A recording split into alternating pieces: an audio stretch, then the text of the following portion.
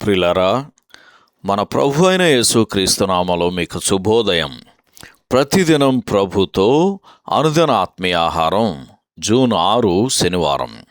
నేటి లేఖన పఠనం యెషయా గ్రంథం 45వ అధ్యాయము 14 నుంచి 25 వచనాలు. నేటి ధ్యాన లేఖనం యెషయా గ్రంథం 45వ అధ్యాయం 21-22 వచనాలు. నేను తప్ప వేరొక దేవుడు లేడు, నేను నీతిపరుడనగు దేవుడను, రక్షించువాడను నేనే, నేను తప్ప మరి ఏ దేవుడునూ లేడు. భూదిగంతముల నివాసులారా, నా వైపు చూచి రక్షణ పొందుడి. వ్యాఖ్యానాంశం: నీతిపరుడును రక్షించువాడునైన దేవుడు. వ్యాఖ్యానాంశం: నీతిపరుడును రక్షించువాడునైన దేవుడు.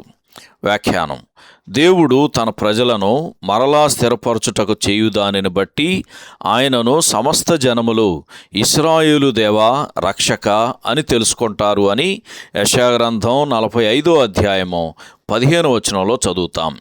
రక్షింపలేని ఇతర దేవతల వలె కాకుండా ఆయన, నేను నీతిపరుడనగు దేవుడను, రక్షించువాడను నేనే, నేను తప్ప మరి ఏ దేవుడునూ లేడు. భూదిగంతముల నివాసులారా, నా వైపు చూచి రక్షణ పొందుడి. దేవుడను నేనే, నేను తప్ప మరి ఏ దేవుడునూ లేడు అని బిగ్గరగా ప్రకటించుచున్నాడు అని యెషయా గ్రంథం 45వ అధ్యాయము 21-22 వచనాలు చదివితే మనకు అర్థమవుతుంది. ఈ పిలుపు నేటికిని ఈ లోకములో ప్రతిధ్వనిస్తూనే ఉన్నది. మరి మనలో ప్రతి ఒక్కరము ఆ పిలుపునకు స్పందించామా?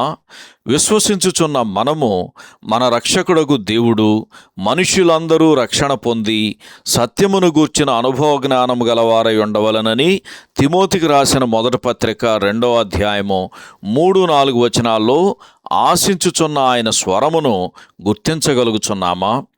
దేవుడు తనను తాను నీతిమంతునిగాను రక్షకునిగాను కనపరుచుటకు ఏమి అవసరమైందో మనకు తెలుసు.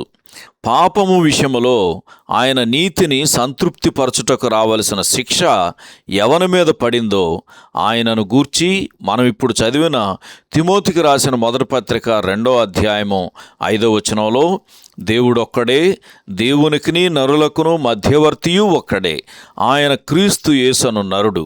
ఈయన అందరి కొరకు విమోచన క్రయధనముగా తన్ను తానే సమర్పించుకొనెను అని కూడా తెలియజేయబడుచున్నది. అలాగైతే ఆయన ఎదుట ప్రతి మోకాలు వంగుట, ప్రతి నాలుక దేవుని ఒప్పుకొనుట ఎంత సముచితమో. మనం చదువుకున్న యెషయా గ్రంథం 45వ అధ్యాయము 23వ వచనంలోని ఈ మాటలు రోమాపత్రిక 14వ అధ్యాయము 11వ వచనంలో కూడా ప్రస్తావించబడినవి. సహోదరుడు జాన్ కోక్లన్ శుభములతో వందనాలు. ఈ సందేశాలకు సంబంధించి కానీ బైబిల్కు సంబంధించి కానీ మీకేమైనా ప్రశ్నలు ఉంటే ఈ క్రింది నంబరుకు వాట్సాప్ ద్వారా పంపించండి. మీ ఆత్మీయ క్షేమాభివృద్ధి కోసం అనుభవజ్ఞుల ద్వారా జవాబులు అందించబడతాయి.